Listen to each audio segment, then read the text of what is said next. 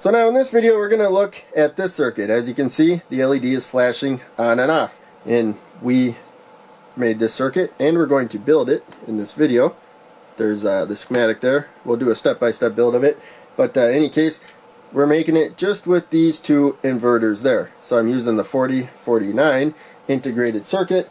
I got it from this kit here, and so the 4049 right there, it's the 4000 series CMOS kit. I got this from Amazon, and interestingly enough, the 4049 here shares the same data sheet as the 4050 right there. So apparently this is a hex inverter, as you can see there, and then that is a hex buffer. And so I'm guessing they got really all the same characteristics for the most part, except for one inverts the signal and one buffs it. It outputs whatever you give to it, but it can provide more power. You can take a weak signal and power something stronger. But in any case, we're just going to look at the inverter in this case, where we give it a signal either high or low, and it outputs the opposite. It inverts the signal.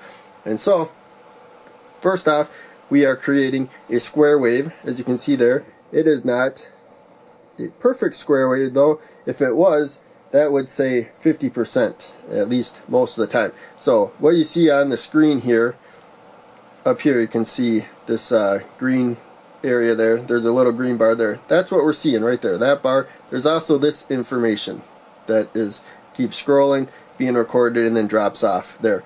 So we could pause this, scroll over, or scroll it, whatever, while we're doing it live. But in any case, it's averaging out what all is on there. That's why it's kind of changing over time. But in any case, this is good enough for what we want. Just flashing an LED. Really simple circuit. The red, it's not a probe, it's an alligator clip, but it comes from the output there, the cable. And the blue, it's actually the black alligator clip for the meter. That's going to the negative rail. That's the measurements we're taking. But that's it for the oscilloscope. We're just going to get to the build of the circuit. Actually, I have a 2 million ohm resistor here. Let's pluck that quick and replace it with the 1 million ohm resistor. And there you can see half the resistance. It's flashing twice as fast. And so you can adjust the speed with the resistor and the capacitor. So you don't have to use the values that I use, but this is my largest non-polarized capacitor because I'm pretty sure it's getting a charge in both directions.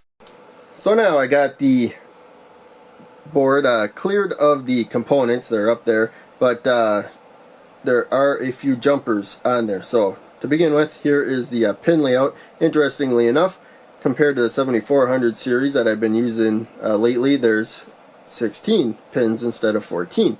And then the power supply pins are on the same side of the integrated circuit there. So pin number 1, the top pin there, goes to the positive rail. The bottom pin right there, pin number 8, goes to the negative side of the power supply.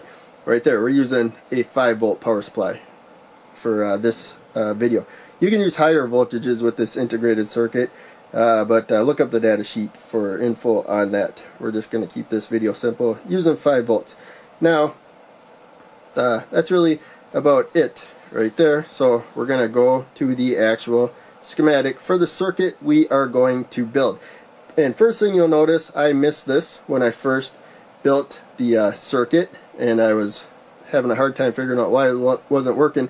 The pin number 4 there and pin number 3, so the input of this inverter and the output of that one, are connected directly together. So in any case, it's pin 3 and 4, and you can see a jumper right there. 3rd pin down and 4th pin down right there. So pretty straightforward.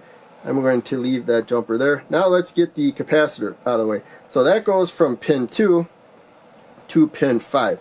And 0.47 microfarad is just my largest value capacitor that is not polarized, because as you can see, we have a change in output here. Sometimes it's high, sometimes it's low, so the capacitor is going to get charged one way and the other. I'm pretty sure it is getting a different charge each time. So the oscilloscope that I have now doesn't have enough resistance when you have a 1,000,000 ohm resistor there to get a good reading of it.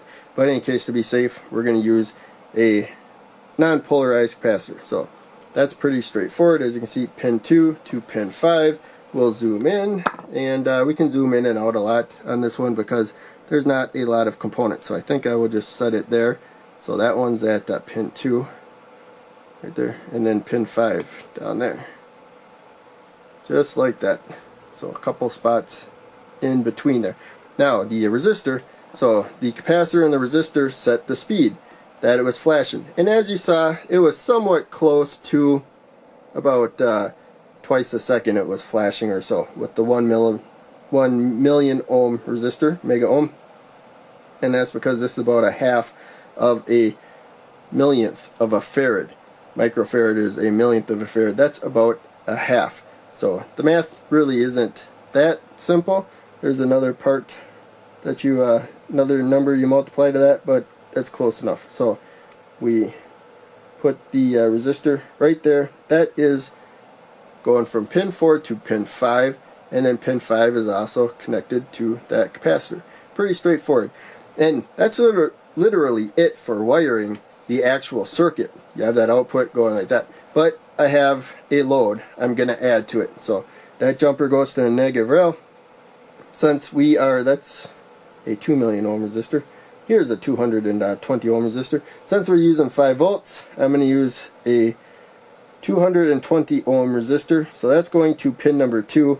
And then I'm going one row above this jumper, just because I like to work my way positive down to negative. So I'm going to put it up one and then take the LED. Again, the anode will go up because when the LED is lit, the resistor will be more positive than the negative jumper rail right there. And then when the LED is off, that'll be at the negative rail, 0 volts, and the output will be 0 volts right there. So in any case, there's the truth table down there, by the way, and we're going to use 0 volts for our low, or you can think of it as 0, and 5 volts for our high, which you can think of as 1. So when the input's high, output's low. When the input's low, the output is high. So that's for both of these, and they're basically fighting against each other, oscillating through that capacitor and bouncing back and forth. So we'll get the power supply. You can see it is set to 5 volts, and I'll hit the power button, and now you can see that the LED is flashing. So we really covered everything now,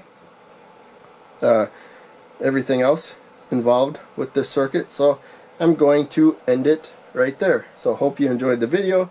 Thanks for watching. I will see you in the next video.